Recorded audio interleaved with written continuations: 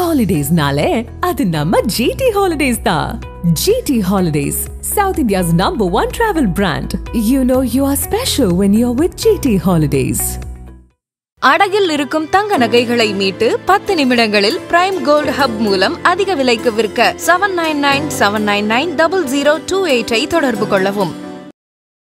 நடிகர்களே நிறைய பேர் ஆதரவு கொடுப்பாங்க அப்படின்னு நினைச்சேன். விஜய் அரசியல் வெற்றி பெறணும்னு வாழ்த்து தெரிவிப்பாங்கன்னு நினைச்சேன். ஆனா அந்த மாதிரி பெருசா நடக்கவே இல்லை. கோடம்பாக்கம் முகாம்ல விஜய் அரசியலை பத்தி என்ன பேசிக்கிறாங்க சார்? யாரோட எந்த விதமான அந்த தொடர்பையும் அவரு நட்பு ரீதியா டெவலப் பண்ணிக்கவே இல்லை. ஏன்னா அவருக்கு ஆரம்ப காலகட்டத்துல இருந்து அரசியலே பிடிக்காது. இது சொன்னா நம்புவீங்களா நீங்க? ஆனா அவங்க அப்பா அவரை உருவாக்குனதே எப்படியாவது தன் பையன் அடுத்த கட்டத்துக்கு கொண்டு வரணும் அப்படின்னு போராடினார். இவருக்கு அரசியல் திணிச்சாங்கன்றீங்களா? ஆமாமா, தன் மகனை அந்த இடத்துக்கு கொண்டு வரணும் தான் இவர் நிறைய விஷயம் முன்னேற்பாடா பல விஷயங்கள் பண்ணாரு. அது கடைசியில என்ன நடந்துச்சு அப்படின்னா, இவர் யாரை கொண்டு தன் பையனுக்கு பக்கபலமா கூட இருந்து பாத்துக்கோ, போக்குவரத்து விஷயங்கள்லாம் பாத்துக்கோ, கூடவே அவரோட டிராவல் பண்ணு, நீ இந்த பாதுகாப்பான விஷயங்கள் சொத்துக்களை நிர்வகிச்சுக்கோன்னு சொல்லி ஒருத்தரை கொண்டு வச்சாரு இல்லையா? அவர் வேற யாரும் இல்ல, நம்ம மரியாதைக்குரிய புசி ஆனந்த். நீங்க மக்களோடு மக்களாக இறங்கணும் இல்லையா? எப்ப இறங்கி வருவீங்க? இன்னும் கேரவேனுக்குள்ளேயே இன்னும் அந்த எலைட் அரசியலுக்குள்ளே இருந்தீங்கன்னா வேட்டியை மடிச்சு கட்டி இறங்குறது உங்களுக்கு என்ன பிரச்சனை சார்? மழை வெள்ளத்துல பாதிக்கப்பட்டவங்களை வீட்டுல கூப்பிட்டு தானே சார் நீங்க பொருள் கொடுக்குறீங்க? திமுக மீது நீங்க சொல்ல வேண்டிய விஷயங்கள் இவ்வளவு லிஸ்ட் போட்டு உங்ககிட்ட கொடுக்கறதுக்கு ஆள் இல்லையா? அப்ப உங்க சுத்தி இருக்கிற ஆட்கள் உங்ககிட்ட என்ன நரேட் பண்றாங்க? கையில என்ன பிடிச்சிருக்கீங்க? சாரி வேண்டாம் நீதி வேண்டும் கேக்குறீங்க. Right, very good. அந்த அஜித் குமார் மரணத்துல அருமையான விஷயம். ஆனா பேசும்போது என்ன பேசுறீங்க? சாரி கேட்டீங்கல்ல, ஒருத்தட்ட தானே கேட்டீங்க, 24 பேர்கிட்ட சாரி கேளுங்க.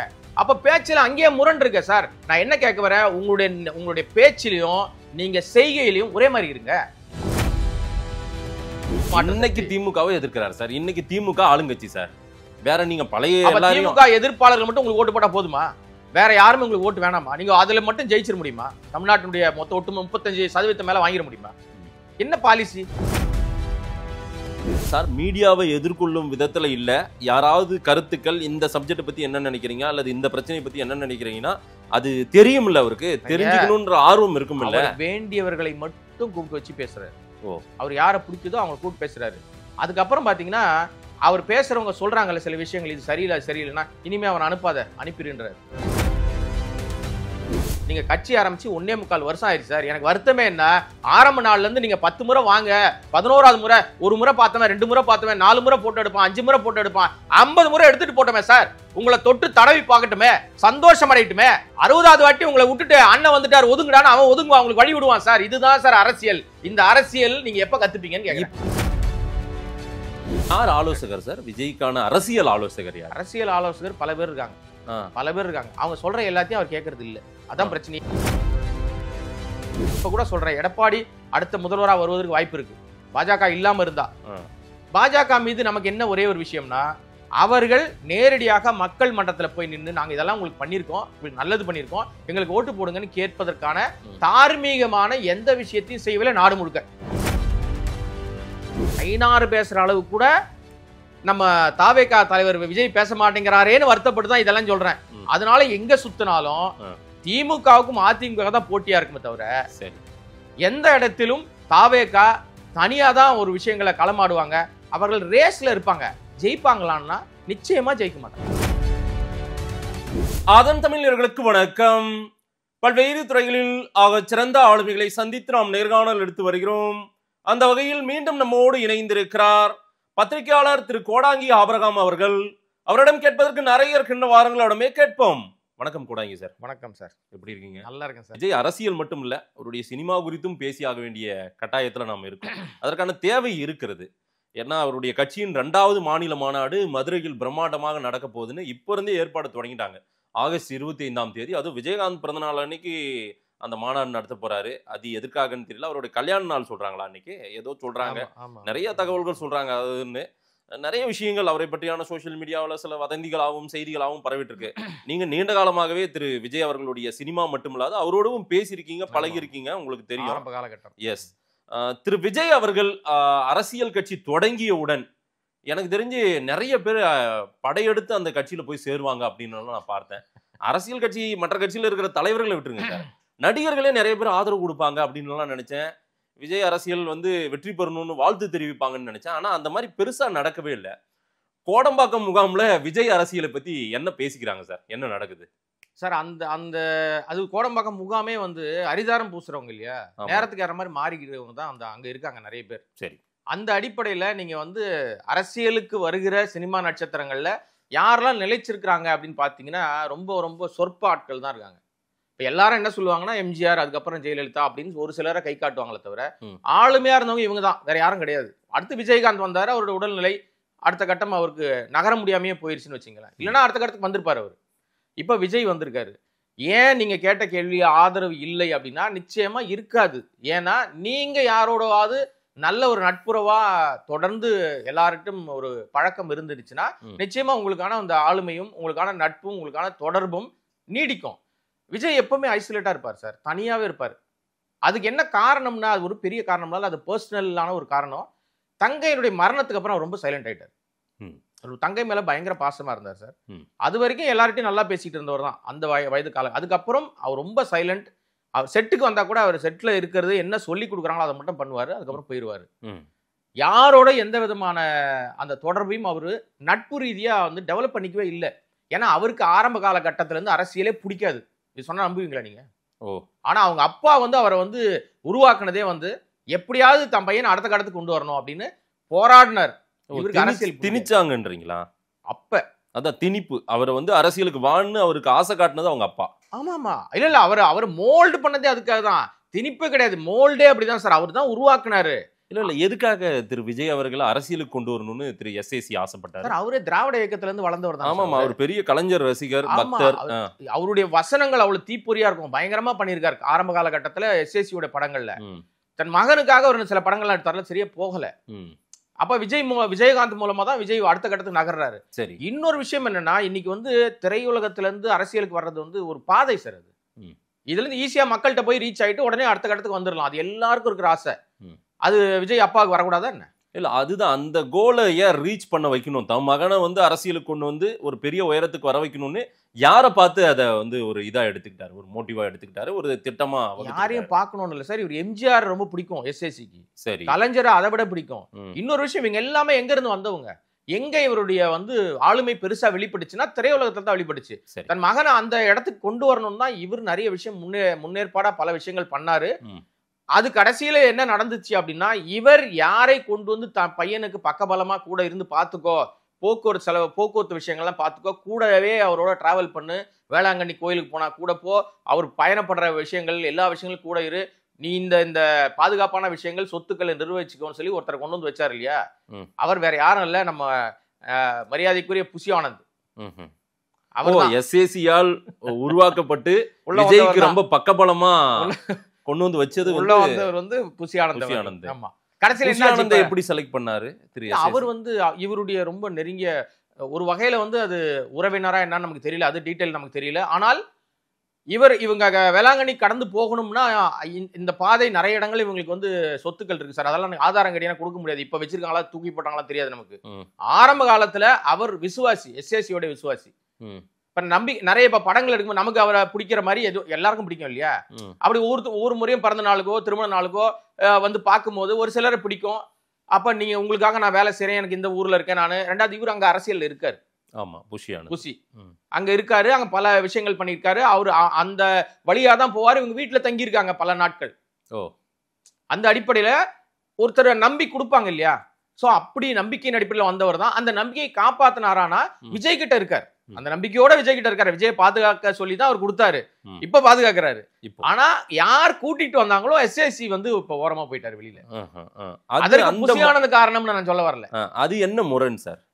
இல்ல அந்த முரண் விஜய் தன் அப்பாவை ஏன் தள்ளி வச்சிருக்காரு? ரொம்ப நெருக்கம் இல்லாது அவங்களுக்குள்ள ஒரு முரண் ஏற்பட்டதற்கு என்ன காரணம்? இல்ல அது வந்து நம்ம வந்து நேரடியா சில விஷயங்களை பொதுவெளியில பேச முடியாத ஒரு சம்பவங்கள்லாம் இருக்கு. பர்சனலா பல விஷயங்கள்ல அப்பாவுடைய செய்கை பையனுக்கு பிடிக்கல. இதுக்கு மேல இது நம்ம விளக்கணும்னா தப்பாயிரும், அது நான் விளக்க விரும்பல. அது அந்த வந்து ஒரு கட்டத்துக்கு மேல எப்பவுமே வந்து தோளுக்கு மேல வளர்ந்துட்டா தோழன் தான் சார். பையனா இருந்தா கூட தோழன் கிட்ட வந்து நம்ம எப்படி நடந்துக்கணும் அந்த மாதிரி தான். இப்போ எஸ்ஏசியை பொறுத்த வரைக்கும் நேர்மையானவர், சரியானவர், கரெக்டானவர், நல்ல படங்கள் எடுப்பாரு, ஒரு நல்ல தகப்பன், எல்லாம் ஓகே. ஆனா ஒரு கட்டத்துக்கு மேல நான் சொல்றதை தான் நீ கேட்கணும்னு இருக்குல்ல. அந்த இடத்துல விஜய் வந்து அவருக்கு உடன்படலை. இல்ல தான் என்ன ஆசைப்பட்டாரோ அதை தானே செஞ்சுட்டு இருக்காரு இப்போ விஜய். இல்லையே. ஆமா, அரசியலுக்கு வரணும்னு ஆசைப்பட்டாரு, அரசியலுக்கு வரணும், முதலமைச்சர் ஆகணும்னு ஆசைப்பட்டாரு, அதுதான் நடக்கும். செய்யணும்னு ஆசைப்பட்டாரோ எப்படி செய்யணும்னு ஆசைப்பட்டாரோ எல்லாருக்கும் நீங்க போற ரூட் ஒண்ணுதான், நீங்க சொல்ற பாதை சரிதான், நாற்காலிக்கு தான் போறீங்க நீங்க.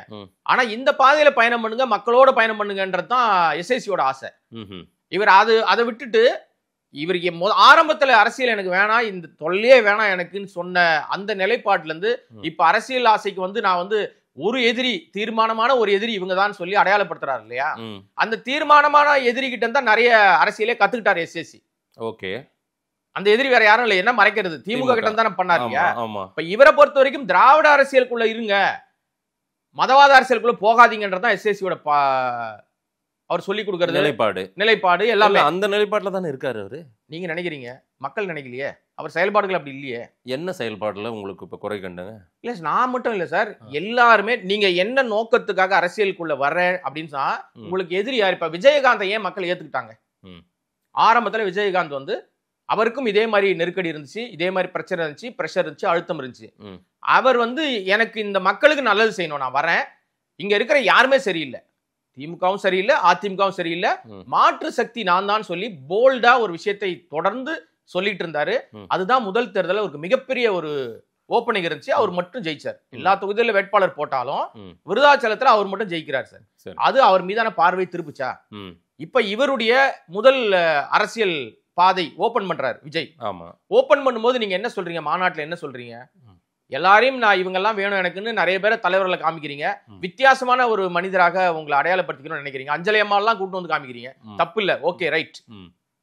ஆனா உங்களுடைய செயல்பாடுகள்ல ஒரு சாராரை போற போக்குல லேசா செல்லமா ஒரு தட்டு தட்டுறதும், ஒரு சாராரை உருட்டுக்கட்டையில அடிக்கிறதுமா இருந்தீங்கன்னா உங்களை மக்கள் வந்து நீங்க ஜோக்கர் தானே பார்ப்பாங்க, உங்களை எப்படி வந்து அரசியல் லீடரா ஏத்துப்பாங்க? சரி, முதல் மாநாட்டில் தான் அப்படி பண்ணிட்டீங்க. அடுத்து வரக்கூடிய எல்லா விஷயங்கள்லயும் நீங்க ஒட்டுமொத்தமா ஒரு இப்ப நீங்க அதிமுக உங்களுக்கு பிடிக்குதா பிடிக்கலையான்ற கேள்விக்குள்ள வந்து எல்லாரும் வராங்க இல்லையா. திமுக ஊழல் கட்சி நீங்க சொன்னீங்கன்னா அதிமுக என்ன புனித கட்சியா? இல்ல, அவங்க ரெண்டு பேரையும் ஒரே சமத்தட்டுல தான் பாக்குறாங்க. எங்க பாக்குறாங்க? கடைசியா பேசும்போது கூட விஜய் சொல்லி இருக்கிறார், கடைசியா பேசும்போது கூட அதிமுக மாதிரியோ திமுக மாதிரியோ நாங்க போய் பிஜேபி கூட போயிட்டு நிக்க மாட்டோம், கொஞ்சம் குழாவ மாட்டோம் அப்படின்றாருல சார். இன்னைக்கு பேச வேண்டிய விஷயங்கள் தமிழ்நாட்டினுடைய உரிமைகள் நலன் சார்ந்த விஷயங்கள்ல பல விஷயங்களை பறித்து வைத்திருக்கிற பாஜக குறித்து எங்கேயாவது விஜய் இதுவரைக்கும் அவருக்கு வந்து ஓப்பனிங் இருக்கு ரைட்டு, அவர் நடிகர் ரைட்டு, அவர் வந்து நாடறிஞ்சவர்ல உலகறிஞ்ச நடிகர் ரைட்டு, அவர் கோடிக்கணக்கான ரசிகர்கள் இருக்காங்க ரைட்டு, அந்த ரசிகர்கள் பலம் தொண்டர்களா மாறுவதற்கு உங்க செயல்பாடு முக்கியம்னு தான் நம்ம சொல்றோம் சார். கொள்கை எதிரின்ட்டார் சார், அவ்வளவுதான் சார், வேற என்ன சார்? அது பார்ப்போம் சார். இப்ப 26 தேர்தலில் என்ன பண்ண போறாருன்னு பார்ப்போம். ஏன்னா அவர் கிடைத்த வாய்ப்புகளை தவற விட்டுட்டு என் கூட்டணிக்கு வானா யார் வருவாங்க? நீங்க உங்களுக்கு என்ன செல்வாக்கு இருக்குன்னு நிரூபிக்கிறதுக்கான வாய்ப்புகள் கிடைச்சது. இப்ப எம்பி தேர்தல் நின்று இருந்தாருன்னா இவருக்கு எத்தனை % வந்திருக்கும்னு தெரிஞ்சிருக்கும். இல்ல சார், அவரு டைரக்டா 26 அவ்வளவு. அதுதான், அதாவது என்னன்னா பெட்டர் மேக்ஸ் லைட் தான். பனையூர்ல ஏறினா கோட்டையில திறந்து நான் முதல்வர் நாட்கால் உட்காருவேன். இது எந்த வகையான அரசியல்? ஒரு இலக்கு வேணும்ல, ஒரு டார்கெட்டோட பயணிக்கிற ஒருத்தர் போய் நீ வந்து விக்கிரவாண்டி அவரை வந்து ஈரோடு கிழக்குல நில்லுன்றதும், அவரை நாடாளுமன்ற தேர்தல் நில்லுன்றதும் என்ன இது? நான் சொல்லல சார். ஒரு தேர்ந்த அரசியல்வாதியினுடைய செயல்பாடுகள் என்னவா இருக்கும்னா, முதல்ல களத்துக்குள்ள அவர் இறங்க மாட்டாரு. களத்துக்குள்ள இறங்கி எனக்கு என்ன செல்வாக்கு இருக்கு நான் ப்ரூவ் பண்ண வரதானே நான் மற்றவர்களை வந்து நான் வந்து புத்தி சொல்ல முடியும். இன்னொரு விஷயம், இன்னைக்கு தமிழ்நாடு முழுக்க இருக்கிற எல்லா கிராமங்களிலும் அவர் ரசிகர்கள் இருப்பாங்க, அவர் தொண்டர்கள் இருக்காங்களா? தொண்டர்கள் நான் திரும்பி திரும்பி ஏன் அதை மாறவே இல்லையே? அந்த ரசிகர்கள் தொண்டர்களா மாறி இருந்தாங்கன்னா எப்படி தியேட்டருக்குள்ள சீட்டை உடைச்சாங்களோ அந்த மாதிரி வந்து சாலைகள்ல போட்டிருக்கிற விஷயங்கள்லாம் உடைச்சு நொறுக்க மாட்டாங்க சார். வேடிக்கை பார்க்க வந்த கூட்டம் தான் இல்ல சார். அது வந்து இளம் தலைமுறை விஜய் ரசிகர்கள் அவங்க தொண்டர்களா மாற வேண்டிய இடத்துக்கு இப்பதான் ஃபர்ஸ்ட் ஒரு தேர்தலை சந்திக்கிறாங்க. எடுத்ததுமே நீங்க எதிர்பார்க்கறதெல்லாம் வந்து வராது. அதாவது சார், இந்த நாட்டை ஆண்ட கட்சிகளுக்கு வர்ற கூட்டமே கடைசியா வாழத்தாரை எல்லாம் அறுத்துட்டு ஓடுறாங்க. அப்படி இருக்கும்போது இந்த கூட்டம் இளைஞர் கூட்டம், இவங்க மரத்து மேல யாரதான் செய்வாங்க, இவங்க வந்து மேடையில விஜய முந்திக்கிட்டு எப்படியாவது விஜய பாத்துடணும்னு அன்புமணியை பாக்குறேன்னு சொல்லிட்டு மேடையில ஏறி நின்றுட்டு கவுந்து விழுறாங்க சார். அப்படி ஒரு கூட்டம் தான் சார், வேற வழி இல்ல சார். தடுப்பு சார், மாப் மென்டாலிட்டியை உங்களால கட்டுப்படுத்த முடியாது. சொல்றதெல்லாம் ஒத்துக்கிறேன் சார். எப்போ அவங்க நெறிப்படுத்துவீங்கன்னு கேக்குறேன் நான். விஜய் வந்து நெறிப்படுத்தலன்றீங்களா? அவர் வந்து ஒவ்வொன்றையும் யூனிஃபார்மா கொண்டு வரணும்னு நினைக்கலன்றீங்களா? ஒரு தலைவருடைய கட்டுப்பாட்டுக்குள்ள தலைவர் வந்து நின்னுட்டா பின் டிராப் சைலண்ட்ல மாறுகிற அமைப்பு இருக்குல்ல, அதுதான் உங்களுடைய வார்த்தை கேட்கிற தொண்டர்கள். நீங்க 1000 சொல்லுங்க, எல்லா கட்சியிலும் திமுகலையும் பிரச்சனை இருக்கு, அதிமுகலையும் பிரச்சனை இருக்கு, விசிகாலையும் பிரச்சனை இருக்கு, எங்க இந்த சேர உடைக்கிற இது எல்லா இடத்துலயும் இருக்கு சார். ஆனால் ஒரு தலைவன் நின்னு அமைதிப்படுத்தினா பின் டிராப் சைலண்ட், அது வந்து எல்லா கட்சியும் நினைக்கிறேன். எனக்கு தெரிஞ்சு விஜய் கூட்டத்துல, அதாவது விஜய் வருவதற்கு முன்பு வரை இந்த தேவையற்ற நிகழ்வுகள் எல்லாம் நடக்குது. விஜய் வந்த பிறகாக எல்லாம் கரெக்டா அலர்ட் ஆகுற மாதிரி வந்து லைவ் நிறைய போட்டிருக்காங்க சார். எடுத்து போட்டா தப்பாயிடும். ஏன்னா அவர் பேசிட்டு இருக்காரு, இங்க உட்காந்து கும்பலா உட்காந்து என்னமோ பண்ணிட்டு இருக்காங்க, அதெல்லாம் வீடியோ வந்திருக்கு சார். நான் எதுவும் மிகைப்படுத்தி பேசல. சரி, என்ன ரீசன்னா நான் இதை தப்பா சொல்லல. அவங்க வந்து இன்னும் ரசிகர்களாக தான் இருக்காங்க. அவரை எப்படியாவது பாத்திர முடியுமான்னு ட்ரை பண்றாங்க. நான் சமீபத்துல வந்து சில ஊர்களுக்கு திருச்சி இந்த மாதிரி இடங்கள்லாம் பயணப்படும் போது வழியில என்னை சந்திக்கிற பல பேர், அவங்க கட்சிக்காரங்களும் நிறைய பேர் பார்த்துருக்காங்க. சார் நாங்க ரொம்ப நாளா ட்ரை பண்றோம், வந்து தளபதியோட ஒரு போட்டோ எடுக்கணும் ட்ரை பண்றோம், எங்களை விடவே மாட்டேங்கிறாங்க, யாருகிட்ட பேசுறதுன்னே தெரியல, இவர்கிட்ட பேசினா போன் எடுக்க மாட்டேங்கிறாரு, அங்க பேசினா மாவட்ட தலைவர் போன் எடுக்க மாட்டேங்கிறாரு, யாருமே பண்ண மாட்டேங்க, மெட்ராஸ் போனாலும் பார்க்க முடியல, எங்க போனாலும் அவரை சந்திக்கவே முடியல சார். நான் இத்தனைக்கு நான் மாநில பொறுப்புல இருக்கேன், நான் மாவட்ட பொறுப்புல இருக்கேன்னு பல பேர் என்கிட்டே சொல்லியிருக்காங்க. ஆனா சார் எங்க பேர் எங்கன்னு சொல்லிவிடாதீங்க சார், இருக்கிற இதுவும் போயிடும் சார் அப்படின்னு வருத்தப்படுறாங்க. இல்ல அந்த ஈஸி அக்சஸ் ஏன் இல்லாம போயிடுச்சு? அதுதான் என்ன காரணம்னா எலைட் அரசியலுக்குள்ள மட்டும் இருக்காரு சார். எனக்கு வருத்தமே என்னன்னா, விஜய் முதல்வர் ஆவறதுல எனக்கும் சந்தோஷம் தான். நம்ம ஊர் பையன் வரட்டும், சந்தோஷம். அவங்க அப்பால எனக்கு ரொம்ப மரியாதை மிக்கவரா இன்னைக்கு வரைக்கும் நான் வந்து அவரோட பழகிட்டு இருக்கேன். நல்ல மனிதர். இது வந்து நம்ம மண்ணை ஆளுகிற ஒரு மனிதன், நம்ம மண்ணா இருக்கட்டும், நம்ம பையனா இருக்கட்டும், சந்தோஷப்படுறோம். ஆனால் நீங்க மக்களோடு மக்களாக இறங்கணும் இல்லையா? எப்ப இறங்கி வருவீங்க? இன்னும் வந்து கேரவேனுக்குள்ளேயே இன்னும் அந்த எலைட் அரசியலுக்குள்ளே இருந்தீங்கன்னா வேட்டியை மடிச்சு கட்டி இறங்குறது உங்களுக்கு என்ன பிரச்சனை சார்? மழை வெள்ளத்துல பாதிக்கப்பட்டவங்களை வீட்டுல கூப்பிட்டு தானே சார் நீங்க பொருள் கொடுக்குறீங்க. நீங்க போனா கூட்டம் கூடணும், எவ்வளவு காலத்துக்கு அதே சொல்லுவீங்க? இறங்கி போங்கல, ஏன் போக மாட்டீங்க? கிடைத்த எல்லா வாய்ப்புகளையும் தவற விடுறீங்க. உங்களுக்கு கிடைக்கிற வாய்ப்புகள், இந்த ஆளும் வர்க்கமா இருக்கிற திமுகவுக்கு எதிராக செய்ய வேண்டிய பல விஷயங்கள்ல ஒரு சில விஷயங்களை கையில் எடுத்து அதிலும் தப்பா நீங்க செய்றீங்க. உங்களுக்கு கிடைக்கிற 1 மணி நேரம் வாய்ப்பு கிடைக்குதா, அதுல ஏன் நீங்க 3 நிமிஷம் பேசுறீங்க? பேச வேண்டிய விஷயம் எவ்வளவு இருக்கு? திமுக மீது வந்து நீங்க சொல்ல வேண்டிய விஷயங்கள் இவ்வளவு லிஸ்ட் போட்டு உங்ககிட்ட கொடுக்கறதுக்கு ஆள் இல்லையா? அப்ப உங்க சுத்தி இருக்கிற ஆட்கள் உங்ககிட்ட என்ன நரேட் பண்றாங்க? கையில என்ன பிடிச்சிருக்கீங்க? சாரி வேண்டாம் நீதி வேண்டும் கேக்குறீங்க. Right, very good. அந்த அஜித்குமார் மரணத்துல அருமையான விஷயம். ஆனா பேசும்போது என்ன பேசுறீங்க? சாரி கேட்டீங்கல்ல, ஒருத்தட்ட தானே கேட்டீங்க, 24 பேர்கிட்ட சாரி கேளுங்க. அப்ப பேச்சுல அங்கேயே முரண் இருக்கு சார். நான் என்ன கேட்க வரேன், உங்களுடைய பேச்சிலையும் நீங்க செய்கையிலையும் ஒரே மாதிரி இருங்க. உங்க ரசிகனை நீங்க வந்து நெறிப்படுத்துங்க, அவனுக்கு சொல்லி கொடுங்க. நீங்க பேசணும் அவசியம் இல்ல சார். உங்களை சுத்தி இருக்காங்க இல்லையா, அவங்களுக்கு முதல்ல பேச கத்து கொடுங்க. அவங்க என்ன சொல்றாங்க? ஒருத்தர் பேசுறாரு, அஜித்குமார்னு பேர் இருக்கிறதுனாலயே பார், அந்த பேர் இருந்தாலும் பரவாயில்ல, அதுக்காக தலைமை வந்து போராடுறான்னு ஒருத்தர். எவ்வளவு கேவலம் சார், அசிங்கம் இல்லையா இது?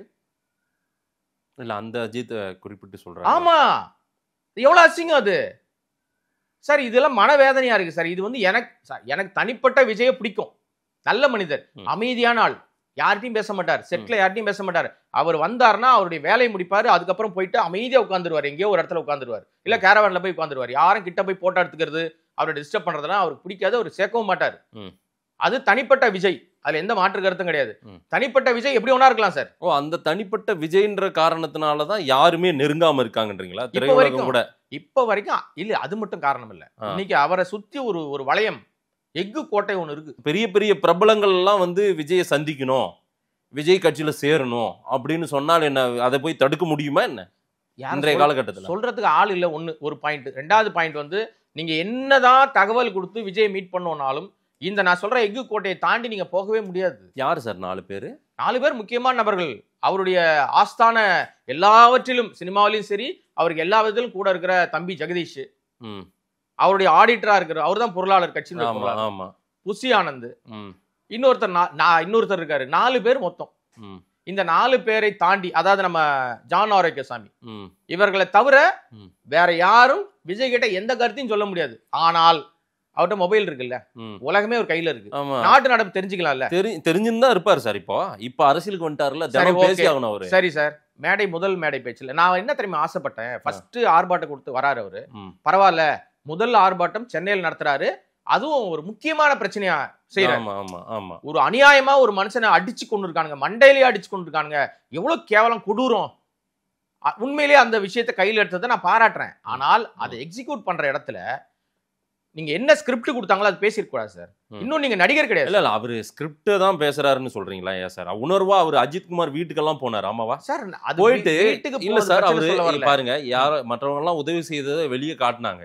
அவர் கேமரா இருக்குன்னு திரும்பி என்ன கொடுத்தாருன்றத மறைச்சு கொடுத்தாரு. பார்த்தோம்ல அதெல்லாம் சார். அதை அதெல்லாம் நோட் பண்ணீங்களா நீங்க? ஒண்ணுமே சொல்லல சார். நான் என்ன சொல்ல வரேன், அவ்வளோ மேடையில கவனம் ஏறுறீங்க. பெறுது அந்த விஷயம். மேடையில ஏறி பேசுறீங்கல்ல, அவர் ஸ்கிரிப்ட் இல்லையோ அவரே பேசுறாரு சார். ம்.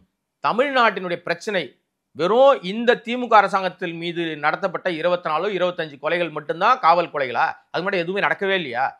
ஒட்டுமொத்தமா நீங்க மாற்று சக்தி தானே, அப்படித்தானே வரீங்க. நீங்க அடையாளப்படுத்துற உங்களை எப்படி அடையாளப்படுத்துறோம்? நீங்க நான் தான் மாற்று சக்தி தமிழ்நாட்டிலேயே. இன்னைக்கு திமுகவை எதிர்க்கிறார் சார். இன்னைக்கு திமுக ஆளுங்கட்சி சார்.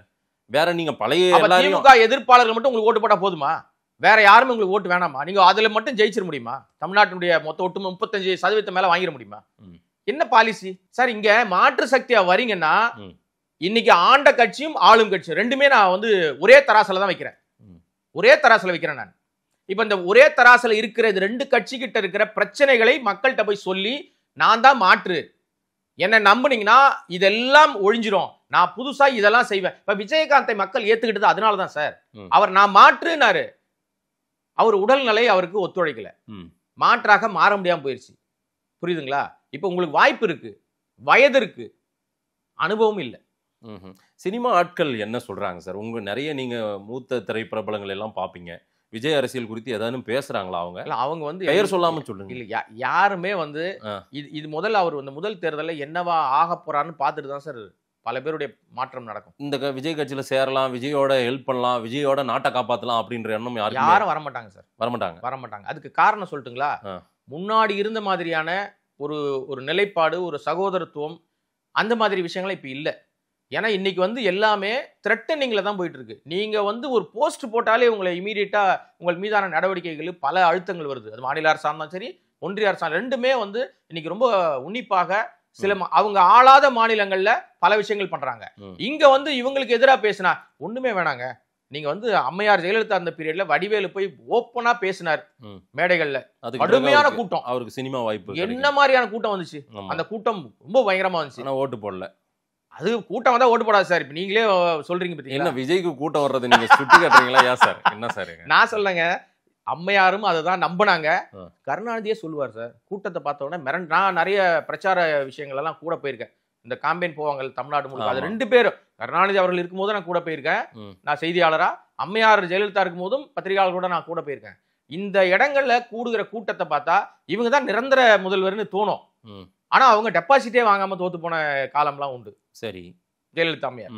என்ன விஷயம்னா சிம்பிள், இங்க வந்து இந்த நடிகர்கள் இப்ப இருக்கிற பிரபலங்கள் எல்லாமே எதுக்கு பயப்படுறாங்க அப்படின்னா, நம்ம இங்க படிச்சுட்டா மாநில அரசு நமக்கு எதுவும் தொல்லை கொடுத்துருமோ, இல்ல ஒருவேளை நம்ம இவங்களுக்கு போல்டா ஏதாவது கொடுத்துட்டோம்னா ஒன்றிய அரசு நமக்கு ஏதாவது சிக்கல் கொடுத்துருமோன்னு பதட்டத்துல இருக்கிறதுனாலதான் இவர் முதல்ல வெளியில வரட்டும், மக்கள் இவருக்கு என்ன கொடுக்குறாங்க ஆதரவு பார்த்துட்டு அப்புறம் நம்ம வந்து சப்போர்ட் பண்ணலாம் தான். நான் சில பேர்கிட்டலாம் இப்ப இல்ல, நான் முன்னாடி இவர் வந்து கட்சி ஆரம்பிச்சு பரபரப்பா ஒரு விஷயங்கள்லாம் பண்ணிட்டு இருக்கும்போது நான் வந்து என்னுடைய ஷூட்டிங்கை முடிச்சுட்டு தான் வரப்போறேன்லாம் சொல்லும் போது நான் நிறைய மேடைகள்ல பேசின விஷயம், நிறைய வந்து அந்த மாதிரி யூடியூப் சேனல்ல பேசின விஷயங்கள்லாம் சொல்லும் போது கூட என்கிட்ட கேட்பாங்க, என்னப்பா நீ வந்து விஜய் வந்து பாடா படுத்தி எடுக்கிற, ஏப்பா அவர் வரட்டுமே அப்படின்னு சொல்லும் போது நீ உங்களுக்கு ஆசை இருக்கு, நீ சேர போறீங்களா சில பேர்கிட்ட கேட்டிருக்கேன். அப்ப அவங்க சொன்னது என்ன, சேரது முக்கியம் இல்ல, முதல்ல அவர் என்ன பேசுறாருன்னு பார்ப்போம். ஏன்னா செட்லயே நம்மகிட்ட பேச மாட்டாரு, என்ன டயலாக் கொடுக்குறாங்களோ அதோட சரி, அதோட அந்த உறவு முறிஞ்சிடும். அதுக்கப்புறம் திருப்பி வந்து வாங்க உங்களுக்கு ஏதாவது பண்ணுவோம், அது அந்த மாதிரி எந்த விதமான விஷயமும் இல்ல. ரெக்கமெண்டும் பண்ண மாட்டார் யாருக்கும், எந்த வாய்ப்புகளுக்கும். விஜய் எதுவும் பண்ண மாட்டார். எப்படி அவருக்கு ஒரு வாய்ப்பு கொடுங்கன்னெல்லாம் கூட இல்ல, அவர் நல்லா பண்ணுவார், அவரை யூஸ் பண்ணுங்கலாம் சொன்னதாக எனக்கு தெரிஞ்சு. இல்ல, திரு பழக்கருப்பையா அவரோடு விஜய் கூட நடிக்கும் போது ஷூட்டிங் ஸ்பாட்ல பேசினதா ஒரு கருத்தை சொல்லியிருக்காரு, நான் பார்த்திருக்கேன். அவர் வந்து என்ன சொல்றாரு, இவ்வளவு மக்கள் நமக்காக கூடுறாங்களே, இந்த மக்களுக்கு ஏதாச்சும் பண்ணுமே அப்படின்னு பழக்கருப்பையா வந்து விஜய் என்கிட்ட சொன்னாரு அப்படின்னு சொன்ன ஸ்டேட்மெண்ட் பழகையா சொல்றதை நம்ப மாட்டேன் சார். முதல்ல அவங்க குடும்பத்தில் இருக்க பிரச்சனையை தீர்த்துட்டு வர சொல்லுங்க. அவர் சொல்றதெல்லாம் இதெல்லாம் ஒரு ஸ்டண்ட், ஒரு அரசியல் ஸ்டண்ட், அவ்வளவுதான். அவர் தன்னை இப்ப விஜய் சொன்னார்ன்றதுக்கு ஆதாரம் இருக்கா? இல்ல, அவரு கூட நடிச்சாரு, அங்க ஷூட்டிங் ஸ்பாட்ல பேசியிருக்கலாம். இவர் எந்த காலகட்டத்திலும் எனக்கு தெரிஞ்சு, நான் விஜய் ரொம்ப காலமா பாத்துக்கிட்டு இருந்தனால சொல்றேன், நிறைய செட்ல கூட இருந்தவங்க, நானும் அந்த சச்சின் ஷூட்டிங் டைம்ல எல்லாம் ஊட்டிக்கு போயிருக்கேன் நான். அந்த ஒரு பாடல் காட்சி இப்போ கூட அந்த பரபரப்பா திருப்பி ரீரிலீஸ்லாம் பண்ணாங்க. அந்த பாடல் காட்சி எடுக்கும்போது நம்ம செய்தியாளர்களாக அங்கே போனோம். இங்கே நிறைய ஷூட்டிங் ஸ்பாட்டுக்கு போயிருக்கிறோம். எங்கேயுமே செட்டில் கூட இருக்கிற நடிகர்களோட விஜய் உட்கார்ந்து பேசி நான் பார்த்ததில்லை. இது அதனால இது வந்து என்ன நோக்கத்துக்காக அவர் இப்ப சொன்னார்? ஏன்னா அரசியலுக்கு வந்துட்டார். ஒரு மூத்தவர் இல்ல அவர் மூத்தவர், அதுல நான் தப்பு சொல்றேன். அடிப்படையில கூட அவர் போய் அவரே விஜய் பார்த்திருக்கலாம், அல்லது இவர் கேட்டிருக்கலாம். ஒருவேளை இவ்வளவு கூட்டம் இருக்கே நீங்க என்ன பண்ண போறீங்கன்னு கேட்டிருக்கலாம். அப்புறம் எனக்கு அந்த விவேக் டயலாக் தான் வருது, உங்களையே நம்பி இருக்கிற கூட்டத்துக்கு என்ன பண்ண போறீங்கன்னு தான் டயலாக். அப்புறம் நீங்க அதுக்கு வந்து ஏதாவது சொல்லுவீங்க, இது வரைக்கும் உங்களுக்கு நான் என்ன பண்ணேன் ஒண்ணும் பண்ணல, அதேதான் வரும். ஆனா ஆக்சுவலா விஜய் அப்படி இல்ல சார். அவர் சைலண்டா நிறைய பேர் ஹெல்ப் பண்றாரு. சில பேருக்குலாம் ஹெல்ப் பண்றாரு, வெளியில தெரியறது இல்ல. ஆனால் அது மட்டுமே வந்து நீங்க வந்து தமிழ்நாட்டை ஆளுகிற தகுதியாக வராது சார். நீங்க நான் வந்து அவர் வரக்கூடாதுன்னு சொல்ல வரேன். இப்போ நான் திரும்பி திரும்பி சொல்ற விஷயம், நீங்க தயவு செய்து முழுமையாக தமிழ்நாட்டுக்கு ஒரு பிரச்சனைகள் தெரிஞ்சுங்க. நீங்க புதுசா ஒரு நரேஷனை கிரியேட் பண்ணுங்க. நீங்க சொல்லுங்க, யாரும் சொல்றதை நீங்க கேட்காதீங்க. உங்க கையில உலகம் இருக்கு. செல்போன்ல இன்னைக்கு தள்ளி பாத்தீங்கன்னா தமிழ்நாட்டு பிரச்சனை அத்தனையும் தெரியும் சார். உங்களுக்கு யாரும் சொல்லி கொடுக்கணும் அவசியம் இல்ல சார். ஒரு சாதாரண பாமரனுக்கு கூட காலையில செய்தித்தாளை புரட்டும் போது சில செய்திகளை அவங்க வந்து உள்வாங்கிக்குவாங்க. அவன் தானே என்னங்க இப்படி ஆகி போச்சு, என்னங்க இப்படி அடிச்சு கொண்டிருக்காங்க அப்படின்னு கூட பேசத்தானே செய்வாங்க. அதையெல்லாம் விஜய் அவர்கள் இப்ப வீட்டுல இருக்கிற சமயத்துல பாப்பாரா இல்லையா? அவருடைய கடைசி படம் ஜனநாயகன். இப்போ அந்த ஷூட்டிங் எல்லாம் முடிஞ்சிருச்சு. இப்போ வந்து முழு அரசியல், தீவிர அரசியல்ல இறங்க போறாரு அப்படின்னும் போது இப்ப அப்டேட்டை சேகரித்து கொண்டு தான் இருப்பாரு வீட்டுல உட்காந்து. அதை பண்ணிட்டு இருப்பாரா இல்லையா? இல்ல, நான் திருப்பி நீங்க கேட்ட கேள்விக்கு இன்னொரு கேள்வி நான் போடுறேன். ஏன் அவர் வந்து செய்தியாளர், நம்ம பலமுறை முன்னாடி கூட ஒரு முறை பேசி, செய்தியாளர்களை சந்திப்பதில் உங்களுக்கு என்ன தயக்கம்ன்ற கேள்விக்கு இதுவரைக்கும் விடை இல்லை சார். நீங்க வந்து பிரதமர் மோடி சந்திக்கலன்னு ஒரு காரணம் சொல்லிட்டு தெரியுறாங்க. அந்த அவங்களுடைய ரசிகர் கூட்டம் எல்லாம் தொண்டர்கள் கிடையாது. திரும்பி திரும்பி சொல்றேன் நான், ரசிகர் கூட்டம் சொல்லுது அவர் பிரதமரை நாட்டை ஆளுகிறவர் என் பத்திரிகையாளர் சந்திச்சாரான்னு. நான் என்ன கேட்க வரேன்னா, ஈஸி ஆக்சஸ் ஃபர்ஸ்ட் பாயிண்ட். மக்களை ஈஸியா சந்திக்கிற ஒரு விஷயம். மக்களோட மக்களா போனா கூட்டம் கூடணும். எவ்வளவு காலத்துக்கு நடிகரா மட்டுமே இருப்பீங்க? அரசியல்வாதி ஆயிட்டா நீங்க மக்களை சந்திச்சு தான் ஆகணும், ரைட்டா? இன்னொரு விஷயம், பத்திரிகையாளர் கேள்விகளுக்கு எதிர்கொள்ளுகிற அந்த விஷயம் இருக்குல்ல சார். உங்களை வந்து மிஞ்சி போனா என்னத்துக்கு பயப்படுறாருன்னா, ஓப்பனா சொல்லணும்னா எங்கேயாவது பர்சனலான கேள்விகள் வந்துருமோ, அதுக்கு நம்ம ஏதாவது ஒண்ணு சொல்லிடுவோமோ, அதனால தேவையில்லாத சங்கடங்கள் வந்துருமோன்னு பயப்படுறாரோன்னு ஒரு சாரார் பேசுறாங்க. அதையெல்லாம் ஒரு ஓரமா வச்சுட்டு, இதை விட மோசமான பர்சனல் பிரச்சனைகளை விமர்சனங்களையே தாங்கிட்டு எங்க அண்ணன் சீமான் சுத்திட்டு தான் சார் இருக்காரு. இதை விட கடுமையான விமர்சனங்கள்லாம் வருது. ஆனாலும் இந்த பக்கம் அந்த பக்கம் உட்கார வச்சுட்டு அவர் டெய்லி சந்திக்கிறாரு. ஒரு நாளைக்கு 4 பேட்டி 40 பேட்டி கொடுத்தா கூட எங்க அண்ணன் அசராம பேசுறாரு. நீங்க ஒரு கேள்வி கேட்டீங்கன்னா உங்களை அசராம இன்னொரு கேள்வி கேட்பாரு தெரியுமா அவரு. அந்த மாதிரி திறமை அவரை தவிர வேற யாருக்கும் வராது. சரி, அப்ப நீங்க நான் என்ன திரும்பி கேட்கிறேன், நீங்க வாங்க. இல்ல அதுக்கெல்லாம் தயாரா இல்லையா? இல்ல, அவரு தயாரா இல்ல. அதுதான் பிரச்சனையே. இல்ல சார், மீடியாவை எதிர்கொள்ளும் விதத்துல இல்ல. யாராவது கருத்துக்கள் இந்த சப்ஜெக்ட் பத்தி என்ன நினைக்கிறீங்க, அல்லது இந்த பிரச்சனை பத்தி என்ன நினைக்கிறீங்கன்னா அது தெரியும்ல, அவருக்கு தெரிஞ்சுக்கணும்ன்ற ஆர்வம் இருக்கும். இல்ல, வேண்டியவர்களை மட்டும் கூப்பிட்டு வச்சு பேசுறாரு. அவர் யாரை பிடிக்குதோ அவங்களை கூப்பிட்டு பேசுறாரு. அதுக்கப்புறம் பாத்தீங்கன்னா அவர் பேசுறவங்க சொல்றாங்கல்ல சில விஷயங்கள், இது சரியில்லை சரியில்லைன்னா இனிமே அவன் அனுப்பாத அனுப்பிடுன்றாரு. இப்படி உள்ள போயிட்டு வெளியே வந்த ஆட்கள்லாம் உண்டு. முதல்ல ஸ்கிரிப்ட் எல்லாம் நரேட் பண்ணி கொடுத்து, யாரெல்லாம் உங்களுக்கு தெரியும் நான் சொல்ல வேண்டியது இல்லை, எல்லாம் கொடுத்து பேசி கருத்தரங்கம் பயிலரங்கம்லாம் பண்ணவங்க எல்லாம் இப்ப என்ன ஆனாங்க, எங்க போனாங்க, எங்க இருக்காங்க, இப்ப ஏன் வெளியே வந்து வேற பேசுறாங்க? நீங்க நாட்டு நடப்பை இப்ப மாதேஷ் வந்து இப்ப எனக்கு ஒரு விஷயம் சொல்றீங்க, கோடைங்க சார் நீங்க பண்றது வந்து கரெக்ட், ஆனா இதை கொஞ்சம் நீங்க மாத்திங்க, இல்ல இது உங்களுக்கு தெரியல, எல்லாம் தெரிஞ்ச மாதிரி நீங்க சொல்றீங்க, ஆனா இது உங்களுக்கு தெரியல நீங்க சொன்னா நான் ஏத்துக்கிட்டாதான் சார் நான் அடுத்த கட்டத்தை நகர முடியும்.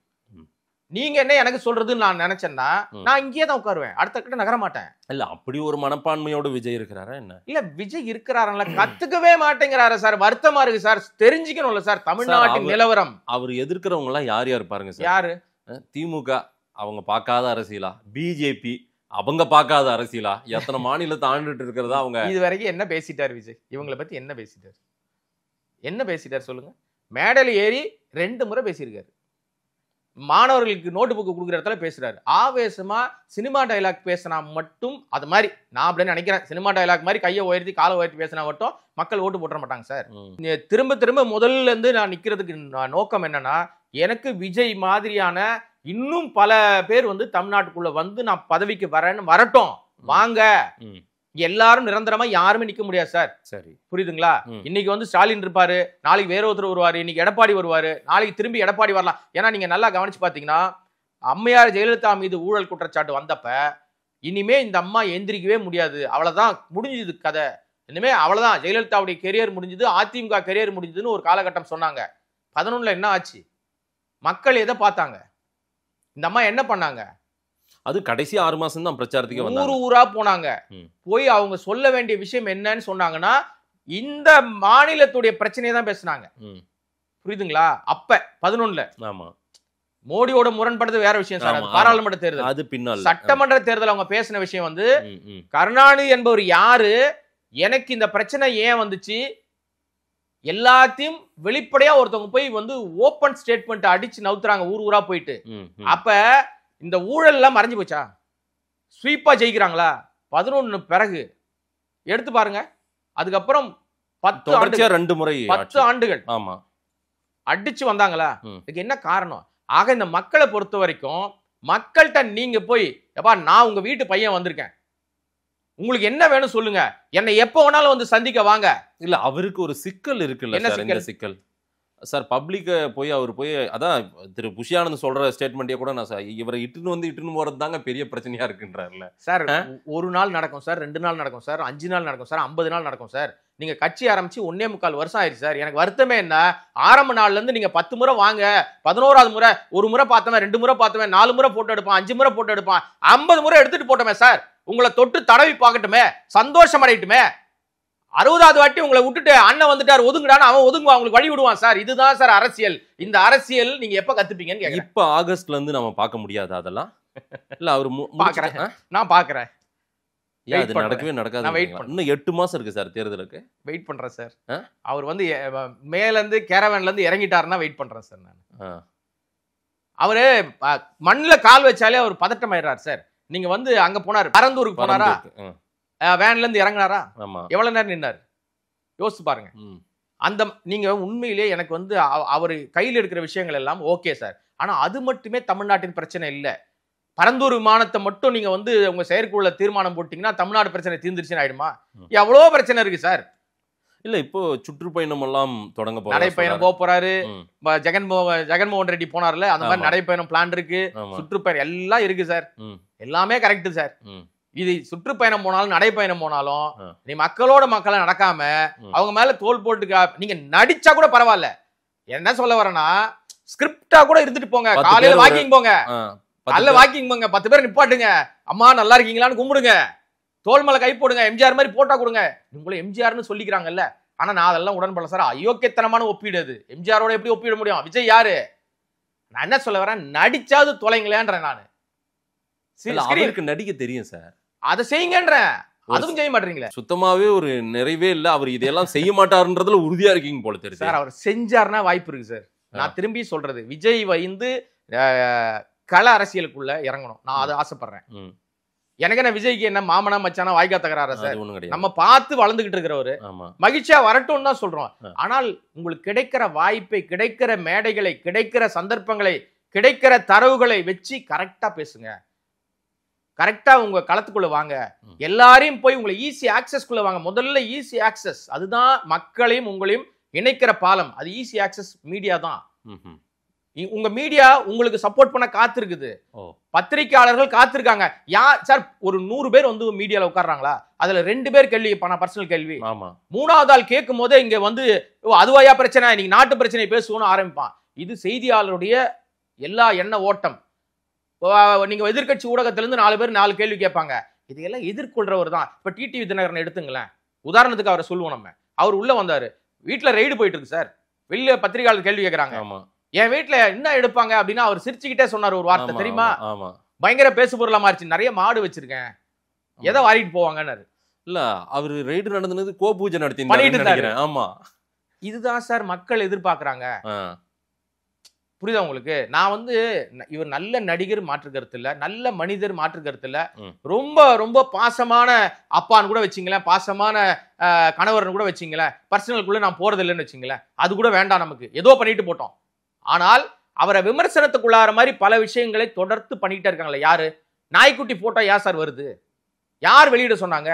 தேவையாது அவசியமா இல்ல? அது சோசியல் மீடியாவுல சார் அதை ஏத்துக்க முடியாது. வாழ்த்து சொல்றாங்க அவருக்கு. என்ன விளக்கண்ண வாழ்த்து? என்ன விளக்கண்ண வாழ்த்து? அது வாழ்த்தாது, அவமரியாதை சார். அது இவர் நாய்க்குட்டி வச்சு சார். இன்னைக்கு அவர் கட்சி தலைவர் கிட்ட வேற போட்டோ இருந்திருக்காது அந்த நடிகை கிட்ட. என்ன சார் அநியாயமா இருக்கு சார் இது? நான் தரட்டுமா சார்? எத்தனையோ போட்டோ இணையத்துல கொட்டி கிடக்குது சார். இது சார் இது இது இது இது போன்ற விமர்சனங்களை தவிர்க்கணும்ன்ற நான் இதை குறையா சொல்லல, திரும்பி நான் அழுத்தம் திருத்தமா சொல்றேன், குறை கிடையாது இது. நீங்கள் ஒரு உயர்ந்த இடத்துக்கு உயர்ந்த நோக்கத்தை நோக்கி உங்களுக்கான பாதையை வகுத்துக்கிட்டு போயிட்டு இருக்கீங்க. உங்களை பின்பற்றி கோடிக்கணக்கான பேர் வரணும்னு காத்திருக்கிறான். இல்ல சார், அவங்க சோசியல் மீடியால வாழ்த்து சொல்றதுக்கு போட்ட போட்டோவுக்கு விஜய் என்ன சார் பண்ணுவாரு? அங்க எடுத்து பாருங்க சார், ஜனநாயகன் போட்டோவோட ஃபர்ஸ்ட் லுக்கோட போன அந்த எண்ணிக்கையை விட இந்த புகைப்படம் வைரலானது தான் அதிகம். அப்ப நீங்க எங்க தவறு பண்றீங்கன்னு யோசிங்க. நீங்க சொன்னா கட்டுப்படுற இடத்துல தான் இருக்காங்க. இந்த மாதிரி புகைப்படங்கள் வரக்கூடாதுன்னு சொல்லலாம் இல்லையா? வாழ்த்துறதுக்கு வேற போட்டோவே இல்லையா சார்? பொக்கே கொடுக்குற போட்டோ போடுங்க. இன்னைக்கு விமர்சனத்துக்குள்ளாகுதேன்னு நான் ஆதங்கத்துல சொல்றேன். எனக்கு என்ன சார், நாய்க்குட்டியை தூக்கிட்டோம், எதையாவது அவர் வச்சுக்கிட்டோம், நமக்கு அது அவசியம் இல்லை. ஆனால் விஜய் என்கிற மனிதனை நாங்க எங்களுடைய கனவு நாயகனாக பார்க்க போறோம். அடுத்த எதிர்காலம் தமிழகத்தினுடைய தலையெழுத்தி அவர் தான் தீர்மானிக்க போறாருன்னு உங்களை பார்த்து உங்களை வழித்தோன்றலா வரக்கு காத்துக்கிட்டு இருக்கிற ரசிகர்களுக்கு நீங்க சொல்லுகிற செய்தி என்னவா இருக்கு? நியூட்ரல் ஸ்டாண்ட்ல ஒரு குரூப் இருக்கு பாத்தீங்களா, இந்த ஜெயிக்கிறாங்கல்ல, அதிமுக திமுக ஜெயிக்கிறாங்கல்ல, ஜெயிக்கிற வாக்காளர் இவங்க கிடைக்கிற அதே வாக்குல ஜெயிக்கிறது இல்ல. ஒரு காமன் ஸ்டாண்ட் அந்த டைம் போய் ஓட்டு போடுவான் பாருங்க, யோசிப்பான் யாருக்கு போடலாம் என்ன பண்ணலாம்னு யோசிக்கிறான். இந்த பெர்சன்டேஜ் ஓட்டு இவர்கள் திசை மாறுவதற்கும் உங்க மேல என்னடா இது இவ்வளவு இதுவா இருக்கு செட் ஆகாதுன்னு நினைக்கிறதுக்குமான வாய்ப்புகள் இதெல்லாம் உருவாக்கும். இதெல்லாம் தவிர்க்கணும். ஆனாலும் ஒரு பெரும் கூட்டம் கூடுதே சார், இந்த இளைஞர் கூட்டம் பெரிய கூட்டமா இருக்குது. அதுவும் சில இடங்கள்ல நம்ம எடுத்த கருத்து கணிப்பிலேயே முந்தி வராங்க சார். விஜய் பார்ட்டி தாவேக்கா வந்திருக்குது, நானே பார்த்துருக்கேன். கிரவுண்ட்ல நான் போய் பண்ண சில மக்கள் கருத்து கணிப்புல அவருக்கு வரவேற்பு கொடுக்குறாங்க மக்கள். விஜய் தெரியுமான்னு கேட்கறேன், 40-45 வயசுக்கு மேல தெரியும்ன்றாங்க சார். விஜய் தெரியாம இருக்க வாய்ப்பே இல்ல சார். சரி சார், விஜய் உண்மையிலே உங்களுக்கு எல்லாரும் நாடறிந்த, நான் முதல்ல உலகறிந்த நடிகர் சார். மாற்றம் சார், எல்லாரும் வருவாங்க. முதல் நாள் கூட்டம் திடீர்னு அனௌன்ஸ் பண்ணா கூட ஒரு 5000 பேர் வானா ஒரு 10,000 பேர் வந்துருவாங்க. நீங்க அடக்குமுறையில் நிப்பாட்டி அங்கங்க நிறுத்தலாம், எல்லாம் பண்ணலாம், கூட்டம் கூடிரும். ஆனால் கூடுகிற கூட்டம் எல்லாம் ஓட்டாக மாறுமான்ற கேள்விக்கு அவர் தான் பதில் சொல்லணும். அவர் செயல்பாடுகள் தான் பதில் சொல்லணும். எனக்கு இப்போ எனக்கு எந்த மாற்று கருத்து கிடையாது சார். இன்னும் காலம் இருக்கு, இன்னும் 8 மாதத்துக்கு மேல இருக்கு உங்க டைம். இப்ப கூட நீங்க ஒரு அஜெண்டா வகுத்து வச்சுட்டு போறீங்க தெரியுமா? இந்த ஊருக்கு தான் நான் போவேன், இப்படி வருவேன், இத்தனை நிமிஷத்துக்கு வருவேன், என் மேடையில் யாரும் நிற்க கூடாது, நான் மட்டும் தான் நிக்கணும், வேற யாரும் இது எல்லாத்தையும் விட்டுட்டு எல்லாரும் சமம் அப்படின்னு நீங்க சொல்றீங்க. பிறப்புக்கும் எல்லா உயிருக்கும்னு நீங்க பேசிட்டா மட்டும் பார்த்தாது, உங்க செயல்பாடுகள் அது இருக்கா அப்படின்னு பார்க்கணும். அது கள அரசியலுக்கு உங்களுக்கு பயன்படும். இனி என்ன பண்ண போறீங்க, உங்களுக்கு யார் என்னென்ன சொல்லி கொடுக்குறாங்க, அதை நீங்க எப்படி எடுத்துக்கிறீங்க, இல்ல நீங்க என்ன நரேட் பண்ண போறீங்க? இப்ப இது அவருக்கு தெரிஞ்சிருக்கும் ஓரளவுக்கு. நீங்க சொல்ற விஷயங்கள்லாம் அவரும் பார்த்திருப்பாரு. இந்த இடத்துல நம்ம பேசுனது எவ்வளவு தூரம் நமக்கு பேக் ஃபயர் ஆச்சு, நம்ம என்ன பேசணுமோ அது பேசாம விட்டுட்டோம், எதெல்லாம் நமக்கு ட்ரோல் பண்ணாங்க, எதெல்லாம் வைரல் ஆச்சு, எந்த இடத்துல நம்ம தவறு பண்ணியிருக்கோம், அது பார்க்காமல இருக்க மாட்டார், கண்டிப்பா பார்த்திருப்பாரு. இனிமே போற இடங்கள்ல அதை மாத்திக்கிட்டாருன்னா அவருக்கான பாதை ஓப்பன் ஆகும். ஆனால் அந்த பாதை நேரா போய் சிஎம் நாற்காலில் உட்காரமானா உட்காராது, எழுதி வச்சுங்க. விஜய் அப்பா எஸ்ஏசி இப்ப என்ன நினைக்கிறாரு விஜயை பத்தி, அவருடைய தாவேக்காவை பற்றி என்ன நினைக்கிறாரு? அடிக்கடி சில ஃபங்க்ஷன்லயும் பார்ட்டிசிபேட் பண்றாரு. இல்ல சார், முதல்ல நீங்க அவருடைய ஆசைப்படி தான் அந்த அரசியல் பாதை போனா கூட நீங்க அவரை இன்னும் அதிகமாக அவருடைய ஆலோசனையை கேட்டா, இப்ப கூட காலம் கெட்டு போல சார். அவர் ஆலோசனையை கேட்டால் இவருக்கு பல விஷயங்கள் புலப்படும். இல்ல கேட்பாருல்ல, எப்படி எங்க கேட்கிறாரு? ஒண்ணுமே பேச எங்க கேட்கிறாரு? பேசுறாங்களா இல்லையா? யார் பேசுறா, எப்ப பேசுறாரு? இது எல்லாமே ஒரு டிராமா சார். எல்லாமே எஸ்ஏசி எங்கேயோ இருக்காரு, அவ்வளவுதான். பர்சனல் விஷயங்கள் வேற சார். அரசியல் ரீதியான இந்த மாதிரியான கருத்துக்களை இவர் சொல்றதை அவர் கேட்கறதும் கிடையாது, அவர்கிட்ட அந்த கருத்துக்கள் போய் சேர்றதும் கிடையாது. இவர் என்னன்னா சொல்லணும்னு நினைச்சா கூட எப்படி சொல்ல முடியும்? சொல்ற இடத்துல அவர் கேட்கிற இடத்துல இருந்தா தானே முதல்ல உங்களுக்கு. பல விஷயங்கள் இருக்கு சார். அது அவசியமும் இல்லைன்னு வச்சுங்களேன். அவர் அப்பாவே திரைமறைவில் சரி, மகன் அரசியலுக்கு வந்துட்டாரு, ஏதாவது அவருக்கு ஒரு ஆலோசனை சொல்லிட்டோம், அந்த மாதிரி ஆட்களை நம்ம புஷி ஆனந்த் நம்ம அனுப்பினாள் தான், விஜய்க்காக அனுப்பினாள், அவர்கிட்ட சொல்லி இவங்களெல்லாம் சந்திக்க வைப்பா, இவங்களெல்லாம் பேச வைப்பா அவரோட, அப்பதான்பா அவர் முழுமையான அரசியலை நான் பார்க்க முடியும், நான் நினைச்சது இப்படியாவது நடக்கட்டும் அப்படின்னு ஏதேனும் முயற்சி எது செஞ்சுட்டு? இல்ல அதெல்லாம் எதுவுமே பண்ணல சார். முன்னாடி எடுத்த ஸ்டெப்லாம் உண்டு. சரி, மறுபடியும் சரி, அவர் அரசியல் ஆசை வந்துருச்சு, நம்ம இதை வச்சு அடுத்த கட்டத்துக்கு நகரலான்னு போது தான் உடனடிய எல்லாத்தையுமே அது கேட் போட்டு க்ளோஸ் பண்ணிட்டு இவர் தனி ரூட்ல வந்துட்டார் இல்லையா? இப்ப எந்த விதமான கான்வர்சேஷனும் இது தொடர்பா, அரசியல் தொடர்பா எனக்கு தெரிஞ்சு இல்லைங்க. யார் ஆலோசகர் சார் விஜய்க்கான அரசியல் ஆலோசகர்? யார் அரசியல் ஆலோசகர்? பல பேர் இருக்காங்க, அவங்க சொல்ற எல்லாத்தையும் அவர் கேட்கறது இல்லை, அதான் பிரச்சனையே. இன்டெலெக்சுவலான ஆட்கள் தானா போய் சந்திக்கிறாங்க? இருக்காங்க. சந்திக்கிறாங்க. அதுல பல பேர் சொல்ற விஷயங்கள்ல அவர் எடுத்துக்கிறது இல்லையா? அதான் பிரச்சனை என்னன்னா சாரிங்க, நம்ம பெயரை பட்டியலிட முடியும். நமக்கே தெரிஞ்ச சில நபர்கள் போயிட்டு நிறைய விஷயங்கள் சொல்லியிருக்காங்க சார். ஆனா சொன்ன எல்லாத்தையும் கேட்டுக்கிட்டு சாத்தியப்படுற விஷயம் தான் சொல்லி கொடுக்குறாங்க எல்லாரும். ஐயா இதுதான் பிரச்சனை, அடிப்படையில திமுகவை எதிர்க்கணும்னா உங்களுக்கு இதை நீங்க கையில் எடுங்க போதும், அதிமுகவை எதிர்க்கணும்னா இதை கையில் எடுங்க போதும், நீங்க இந்த கட்சிக்கு எதிராக இதை செஞ்சாலே போதும், வலிமையான கூட்டணியா நீங்க உருவாக்குனீங்கன்னா இவங்கெல்லாம் உள்ள வரணும். இப்ப உதாரணத்துக்கு சிம்பிள் சார், இங்க மாற்று கட்சியாக 3வது அணி வந்து தமிழ்நாட்டில் ஜெயிச்சதே கிடையாது வரலாறு. ஆனால் 3வது அணிக்கான வாய்ப்பு இருக்கானா நான் அதை வந்து இல்லைன்னு சொல்ல முடியாது. சரி, அதிமுக திமுக மாற்றாக ஒரு கட்சி வந்தால் அது வந்து கூட்டு பலத்தால் நிச்சயமா ஜெயிக்க முடியுமானா ஜெயிக்க முடியும். எங்க தப்பு பண்றாங்கன்னா, யாரெல்லாம் வரணும்னு நினைக்கிறோமோ அவங்க எல்லாம் ஏதோ கட்சியில அடைக்கலமா இருக்காங்க, வெளியில வரமாட்டாங்க. ஏன் வரமாட்டேங்கிறாங்கன்னா உங்களுக்கு நிலைத்த கொள்கை இல்லை, உங்ககிட்ட ஒரு கரெக்டான சரியான புரிதல் இல்லை, நீங்க முன்னெடுக்கிற விஷயங்கள் எல்லாமே கேலி குத்தா முடியுது. எதையும் நம்பி உங்களை நம்பி வருவாங்க. நீங்க நினைச்சா விசிகா வான்னு கூப்பிடுறீங்க, நீங்க நினைச்சா பாமக வந்தா சேர்த்துக்கலாம் நினைக்கிறீங்க, காங்கிரஸ் வந்தா சேர்த்துக்கலாம் நினைக்கிறீங்க, எல்லாம் ஓகே உங்க ஆசை. திமுக அணியை உடைக்கலாம் தப்பு இல்லை, அதிமுக அணியை உடைக்கலாம் தப்பு இல்லை. ஆனால் நீங்க உங்களுடைய செயல்பாடுகள்ல ஒரு தீவிரம் இருந்து ஒரு விஷயங்கள் உங்களால் உங்க வாக்கு சதவீதம் இந்த வாக்கு சதவீதத்தோடு இவங்க எல்லாம் சேர்ந்தா நமக்கு தேவையான ஆட்சியை பிடிக்கிற அளவுக்கு ஒரு மாற்றத்தை ஏற்படுத்துகிற அளவுக்கு வரும் அப்படின்னு உங்களுக்கு கிடைத்த வாய்ப்புகள் எல்லாம் விஜய் நழுவ விட்டதுனாலதான் இவரை நம்பி வர்றதுக்கு எந்த அரசியல் கட்சியும் தயாரா இல்ல, சினிமாக்காரங்களும் வரமாட்டாங்க. இல்ல பிரம்மாண்டமா பாக்குறாங்களே சிலர். திரு இபிஎஸ் அவர்கள் ஒரு பிரம்மாண்ட கட்சி ஒன்று வரப்போகுதுன்னு எல்லாம் சொன்னாரு. அது தாவேகாவா இருக்குமான்ற பல விவாதங்கள் கூட போயிட்டு இருக்குது.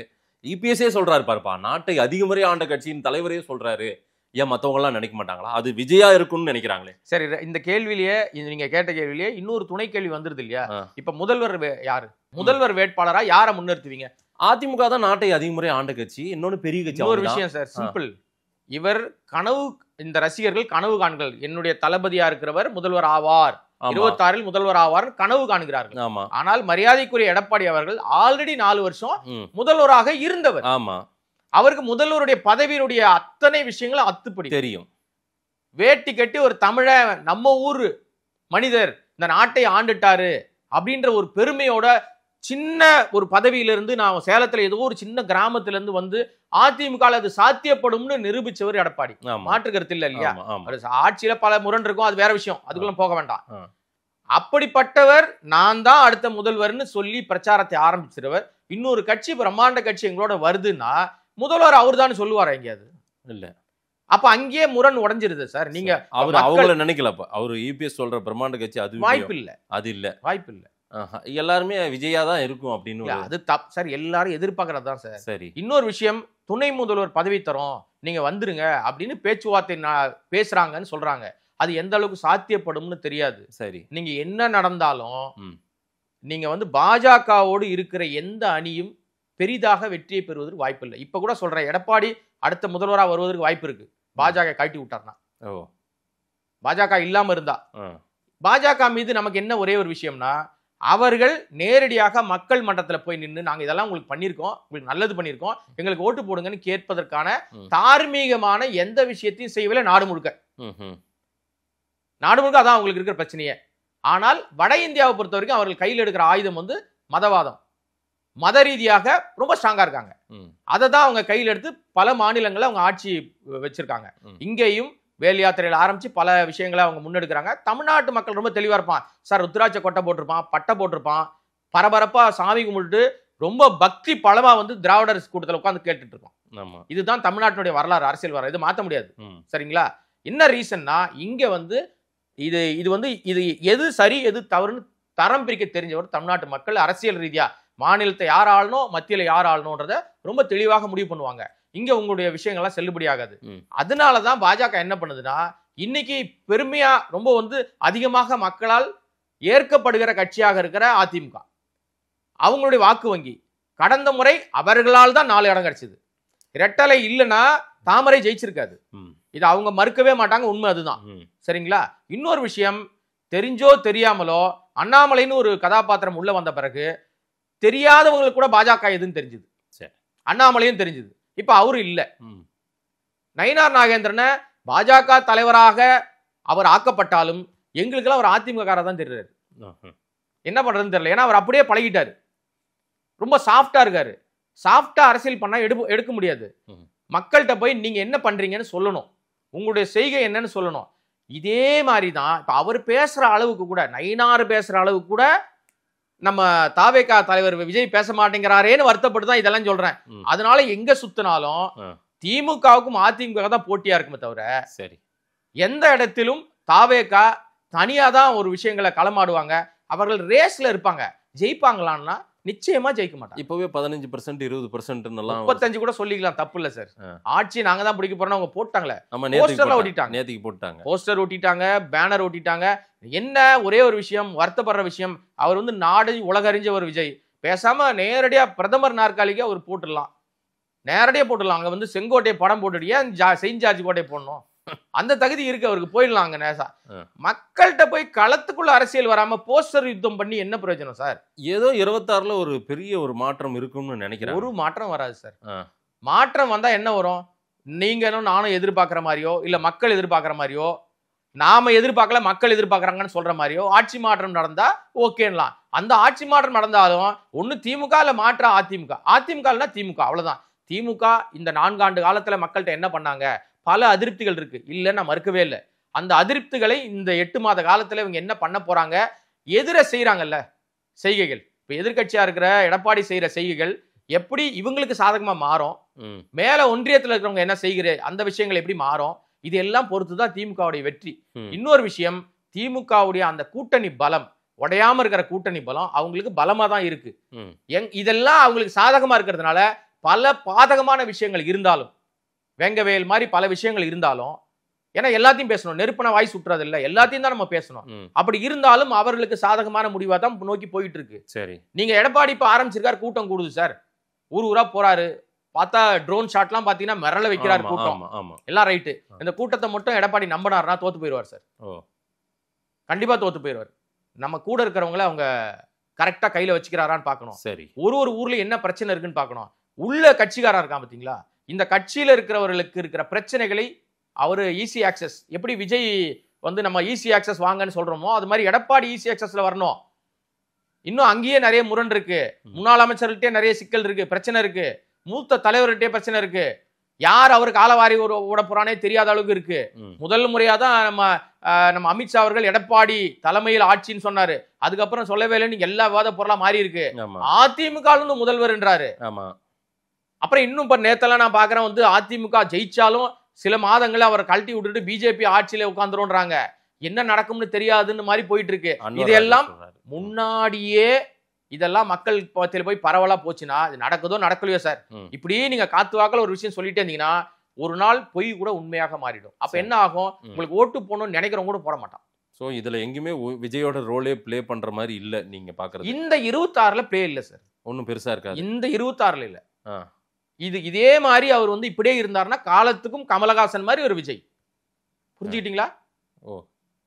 எலைட் அரசியல் பண்ணாரு கமலஹாசன். அவரும் கேரவனை விட்டு இறங்கி வரல, டார்ச் லைட் எடுத்து டிவி அடிச்சு உடைச்சாரு. இப்ப எங்க போய் சேர்ந்தாரு? திமுகவோட சேர்ந்தாரு. அது குறியீடு தானே, அது தப்பு இல்ல. அவருடைய நோக்கம் மக்கள் அவர் ஏத்துக்கல அப்படின்னு அவர் நினைச்சிட்டாரு. ஆனா கோயம்புத்தூர் மக்கள் அவர் ரொம்ப நேசிச்சாங்க. குறைந்த சொற்ப வாக்கள் தான் தோத்தாரு. மீண்டும் மக்கள்கிட்ட அவர் நின்று ஓட்டு போட்டிருப்பாங்க. ஆனா அவர் பார்த்தாரு, இதுக்கு மேல நம்மளால மக்கள்கிட்ட போய் போராட முடியாது, நான் வந்து காசு வாங்குற அரசியல்வாதி கிடையாது, உங்ககிட்ட வந்து பொய் சொல்ற அரசியல்வாதி கிடையாது அப்படின்னு அவரே ஓப்பன் ஸ்டேட்மெண்ட் கொடுத்துட்டு, எப்போ ஒரு மரியாதையான ஒரு பதவி கொடுத்தீங்களா, நான் பாட்டு என் வேலையை பார்த்துட்டு போறேன்னு ஒரு பக்கம் நடிப்பு, அதுல வரக்கூடிய சம்பளத்தை வச்சு நான் அரசியல் நடத்திக்கிறேன். அவர் அரசியல் கட்சி ஆரம்பிக்கும் போது கூட பல பேர் போய் சேர்ந்தாங்க. நீங்க சொன்ன திரையுலக பிரபலங்கள்லாம் ஸ்ரீபிரியாவில இருந்து பல பேர் போய் சேர்ந்தாங்க. புரியுதுங்களா? நிறைய ஐஏஎஸ் ஐபிஎஸ் எல்லாம் போய் சேர்ந்தாங்க. ஆமா ஆமா. இப்போவும் ஐஆர்எஸ் அருண்ராஜ் போய் சேர்ந்திருக்காரு. அவர் யார்? அவரு அருண்ராஜ் ஒரு ஐஆர்எஸ் ஆபீசர் தான். எப்போ அவர் வந்து உள்ள வந்தாரு? முன்னாடி அவர் என்ன சொன்னாங்க? நெய்வேலி மோது ஞாபகம் வருது அவரு. அப்ப அவர் என்னவா இருந்தாரு? இவருக்கு ஏன் பிரச்சனை வந்துச்சு? குற்றவாளி மாதிரி கூட்டு போனாங்களே, நம்ம கூட சொல்லியிருக்கனே, விஜய் என்ன தப்பு பண்ணிட்டாரு, எதுக்கே குற்றவாளி மாதிரி கூட்டு போறீங்க? இன்னைக்கு இப்ப பேசுற நீங்களே எடுத்து கொடுத்ததுனால சொல்றேன், அன்னைக்கு நடந்த சம்பவத்துல ஐடி டிபார்ட்மெண்ட் இன்னைக்கு வரைக்கும் ஏதாவது ஸ்டேட்மெண்ட் விட்டுருக்காங்களா? விஜய் வீட்டுல நாங்கள் வந்து இவ்வளவு கைப்பற்றணும், இல்ல விஜய் கிளீன் ஹேண்டு, அவர்கிட்ட எந்த பொருளும் இல்ல நாங்க கைப்பற்றினது, அப்படி எதுவுமே இல்லைன்னா ஏன் குற்றவாளி மாதிரி கூட்டு வந்தீங்க? அவர் என்ன தப்பு பண்ணாரு? அவர் காரிலே ஏன் வர வைக்கல? சார், அருண்ராஜ் அன்னைக்கு அவரோட டியூட்டி பண்ணாரு, இன்னைக்கு அவர் அரசியல்வாதி ஆயிட்டு இருக்காரு. சிம்பிள். அவர் அனுப்பிச்சு வச்சது யாரு? எங்க இருந்து அனுப்பி வச்சது? அவரை தான் கேட்கணும். ஓ, இப்ப பதவியில இருந்து வெளியே வந்தது யாரோ அனுப்பி வச்சிருக்காங்க. ஆமா, நான் அப்படி பத்திரிகையாளரை குற்றம் சாட்டுறேன். என்னுடைய சந்தேகம் இது. பார்வை பார்வை என்ன சந்தேகம். நீங்க யாரோ ஒருத்தர் கீ குடுக்குறாங்க, யாரோ ஒருத்தர் ஆட்டு விக்கிறாங்கன்னு சொல்லுவாங்க இல்லையா? விஜய் யாரோ இப்ப கீ குடுக்குறாங்க. ஆமா ஆமா, விஜய் ஏக்குறாங்களா? இப்ப ஏக்குறாங்க, கன்ஃபார்ம் ஏக்குறாங்க. எந்த சக்தி சார் விஜய் இயக்கம் சக்தி? விஜய் தமிழ்நாட்டை மாற்றக்கூடிய சக்தி, தமிழ்நாட்டை நாங்க எடுத்துக்கணும் அப்படின்னு நினைக்கிற சக்தி, ஒரே சக்தி. நாங்க உள்ளேயே வர முடியல அப்படின்ற நினைக்கிற சக்தி பாஜக, வேற யாரும் கிடையாது. விஜய் இயக்குவது பிஜேபி 100%, அதுல மாற்றமே இல்லை. நான் தெளிவா நேரடியான பகீர் குற்றச்சாட்டு தான் இது. அவர் இல்லைன்னு 1000 சொல்லிட்டோம் சார். அவங்க சொல்ற எல்லாத்தையும் வேறு ஒரு வகையில சொல்றாரு. பெரியாரை கொண்டு வந்துகிட்டு பெரியார் மேடையில் RSS என்ன சொல்லுதோ, பாஜக என்ன சொல்லுதோ அந்த விஷயத்தை இவர் வந்து முன்னெடுக்கிறார். எனக்கெல்லாம் அப்படி ஒரு சந்தேகம் வரல. உங்களுக்கு வரல, எனக்கு வந்திருக்கு சார். நீங்க தெளிந்த பார்வையார், ஒருவேளை நான் குறுகிய பார்வையா இருக்கலாம். இப்போ அவரு கட்சிக்கான செலவினங்கள் பணமெல்லாம் விஜய் பல ஆயிரம் கோடி சம்பாதித்ததன் மூலமா, அதன் மூலமா தான் செஞ்சுட்டு இருக்காரு. ஒரு பைசா கூட அவர் காசு இல்லைன்னு நான் கேள்விப்பட்டேன் சார். எல்லாம் ஸ்பான்சர் சார். விஜய் கட்சிக்கு ஸ்பான்சர் பண்றாங்க, இருக்காங்க, பண்றாங்க. ஆமா சார். இன்னைக்கு நீங்க அரசியல் கட்சி ஆரம்பிச்சாலே யாரோ ஒரு சார் சாதாரணமா இருக்கிறவங்களே நன்கொடைகள் வழங்கப்படுது சார். ஒரு நாடறிந்த உலகறிந்த நடிகர் சார், அவருக்கு நன்கொடை வராது. பல ஆயிரம் கோடி விட்டுட்டு வராருல்ல அவரு. எங்க பல ஆயிரம் கோடி விட்டு அவர் ஒரு அடுத்த படம் நடிச்சா நல்ல வருமானம் தானே அவருக்கு. சரி சார், நீங்க சினிமா வந்து நிரந்தரம் இல்லை சார். விஜய் எடுக்கிற எல்லா படங்களும் கோடிக்கணக்கில் ஓடிடுதுன்னா அவருடைய தயாரிப்பாளர்கள்லாம் இன்னைக்கு ஓஹோன்னு இருக்கணும். எத்தனை தயாரிப்பாளர் நல்லா இருக்காங்க சொல்லுங்க? அவர் எடுத்த தயாரிப்பாளர் சார். விஜய் பாக்ஸ் ஆபீஸ்ல இன்னைக்கு நல்ல ஒரு கலெக்ஷன் இருக்கிற ஒரு, நான் மறுக்கவே இல்லை. படங்கள், அவர் வருமானங்கள் 200 கோடியா 200 கோடி ரூபா. சரி, அவரை இதுவரைக்கும் 100 படங்களுக்கு மேல் சின்ன சின்ன சில லட்சங்களை எடுத்த என்னுடைய மரியாதைக்குரிய நண்பர், ரொம்ப நான் மதிச்ச ஒரு மனிதர், தயாரிப்பாளர் சங்கத்துடைய தலைவராக இருந்தார் ராமநாராயணன். அவருடைய காலத்துல சின்ன சின்ன படம், நாய், பூனை, எலி, யானையெல்லாம் வச்சு படம் எடுப்பார் சார். அப்படி சிறுக சிறுக சேர்த்து ஒரு பெரிய நிறுவனத்தை உருவாக்குனார். அவங்க மகன் எனக்கு நண்பர் தான், முரளி ராமசாமி. விஜய் வச்சு மெர்சல்னு ஒரு படம் எடுத்தாரு. இன்னைக்கு வரைக்கும் அவங்களால எந்திரிக்க முடியல. அந்த நிறுவனம் அதுக்கப்புறம் படமே எடுக்கல. ஏன் இல்ல? அதுக்கே விஜய் காரணமா என்ன? நான் அவர் காரணம் சொல்ல சார். முரளி வந்து இப்ப திமுகவோட கொஞ்சம் ரொம்ப நெருக்கமா இருக்காரு. திமுக காரணம் எடுத்தனால என்னங்க அநியாயம் இது? தொழில் சார். நான் என்ன சொல்ல வரேன்னா, மிகைப்படுத்தி ஒரு விஷயங்களை சொல்றா. பாக்ஸ் ஆபீஸ் கலெக்ஷன் பேசுறீங்களே, உங்க தயாரிப்பாளரோட நிலைமை. நான் ஒரு உதாரணம் தான் சொன்னேன். ஒரு பானை சோற்றுக்கு ஒரு சோறு பதம் தான் சொன்னேன். இப்படி பல தயாரிப்பாளர்கள் இருக்காங்க. இங்க சினிமா வந்து ஒரு கேம்பிளிங் மாதிரி தான் சார். இன்னைக்கு இந்த படம் ஜெயிக்கும். இப்ப கமலஹாசன் படங்கள்ல ஒரு படம் ஒவ்வொன்று வெற்றி பெறும், அடுத்த படம் அற்ற ஃபிளாப் ஆகும். அவரே வந்து பல படங்கள்ல வந்து தோத்து இருக்காரு. ரஜினிகாந்தோடைய படம் எல்லா படமும் வரிசையா ஹிட் அடிக்கும். இப்ப ஒரு படம் பெருசா போகுது, ஒரு படம் போக மாட்டேங்குது, ஆவரேஜா போயிட்டு இருக்கு. மக்கள் ரசனை மாறி போச்சு. சின்ன படம் ஓஹோன்னு ஓடுது, அது எல்லாமே மாறுதானா? அப்படின்னா பார்க்க போனீங்கன்னா இன்னைக்கு வந்து 240 படம் வருது வருஷத்துக்கு. தமிழ் சினிமாவுடைய ரேஷியோ எடுத்து பார்த்தீங்கன்னா 240 படம். அதுல தெரிஞ்ச நடிகர்கள், முகமறிஞ்சவர் 10 பேர் 12 பேர் தான் இருக்காங்க. அந்த 10 படம் ஓடுதான்னு கேட்டீங்களா, ஒரு படம் 2 படம் தான் போகுது. அப்படி தமிழ் சினிமாவை காப்பாற்றுறது சின்ன சின்ன படங்கள், டூரிஸ்ட் ஃபேமிலி, லப்பர் பந்து, இப்படி வர படங்கள் தான் பெரும்பாலான கோடிகளை ஈட்டி கொடுக்குது தயாரிப்பாளர்களுக்கு. அதை நம்பிதான் சிறு பட முதலீட்டாளர்கள் வராங்க.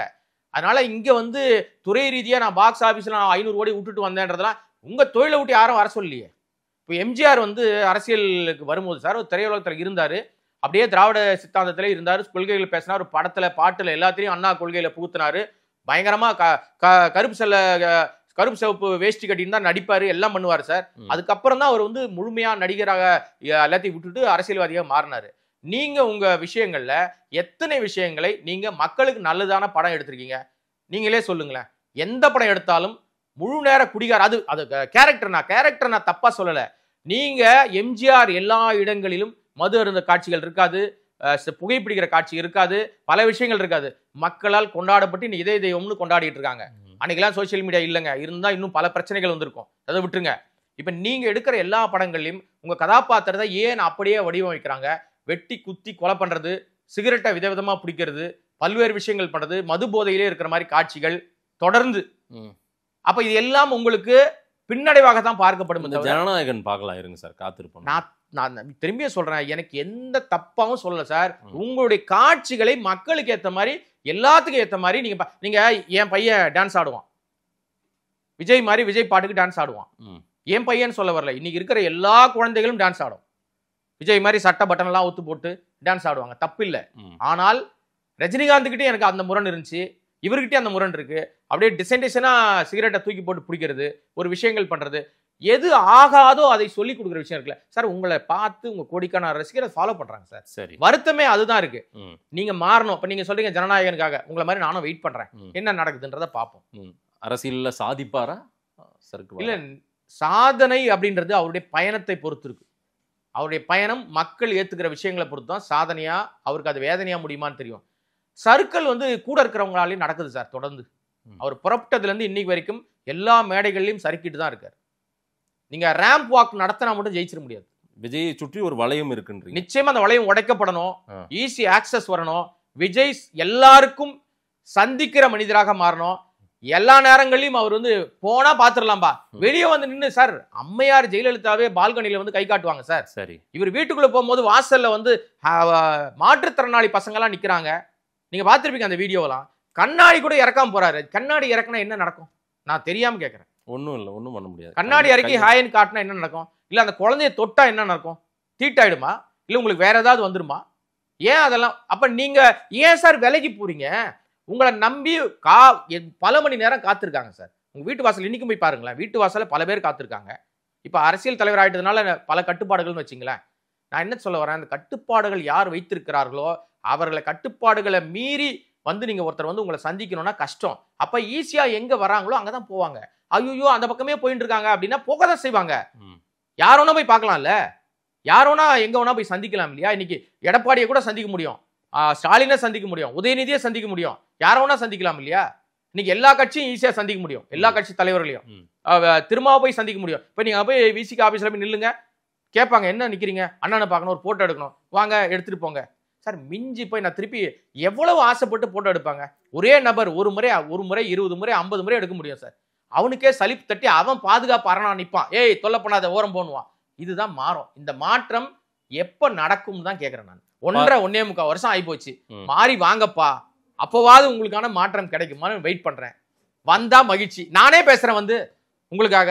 பார்க்கலாம் சார் மாறுதா எல்லாமே அப்படின்ட்டு. இந்த பேட்டியை நிச்சயம் சம்பந்தப்பட்டவர்கள் பார்ப்பாங்கன்னு நினைக்கிறேன். நேரில் வந்து நேரம் கொடுத்து பேசியமைக்கு நன்றி கோடாங்கி சார். வணக்கம்.